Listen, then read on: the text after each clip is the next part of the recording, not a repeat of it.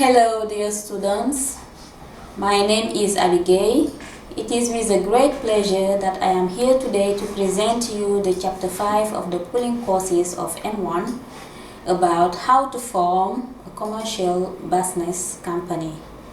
First, I am going to talk about the content. For the content, it is divided in two parts. The first part is about business and forms of business ownership. In this part, you have business for the definitions and the forms of business ownerships, then the different types. After that, you have an exercise for that. For the second part, you have company organization. You have the first part, firms and the staff. In the second part, management, people and methods. After that, you have an exercise for that. For the first part, you have business and forms of business ownership. Here you have the definition of business, and after that you have different kind of forms of business, then forms of business ownership, where you have, for example, a sole proprietorship. After that you have a partnership, and then a corporation, and also a cooperative, a company limited by shares, a company limited by guarantees.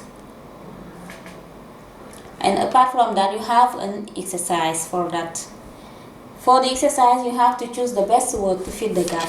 For example, you have blanks in each sentence, and then you have to fill in the blank with the different words that are given. For example, A section for the sentence number 1, A section, B sector, C area, D part. You have for the sentence, telecommunication companies belong to the tertiary blank of industry.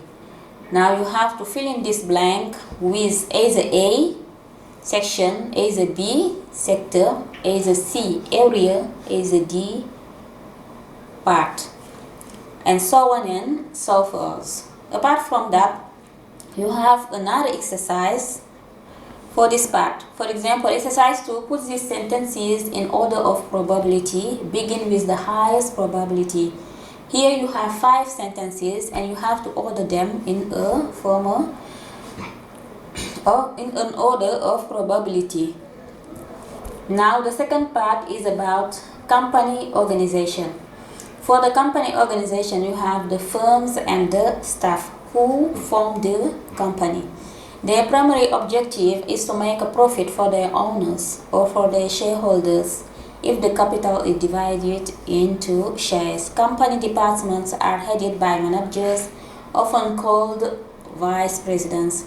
Then here you can have either managers or vice presidents, etc. For the management and the people method and methods, you have the definition of management, what management really means, and also various methods of management.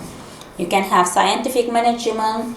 You can also have new forms or modern, like methods that are more human, that give participation part of the managers, of the employees, etc., etc. Apart from that, you have an exercise for that. For this part, the exercise is about give your opinion about the various management methods described in the text. Which one do you prefer and why?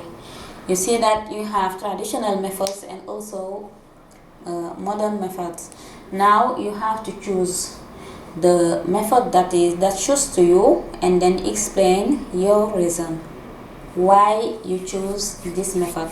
Okay, that's all for this part, and thank you.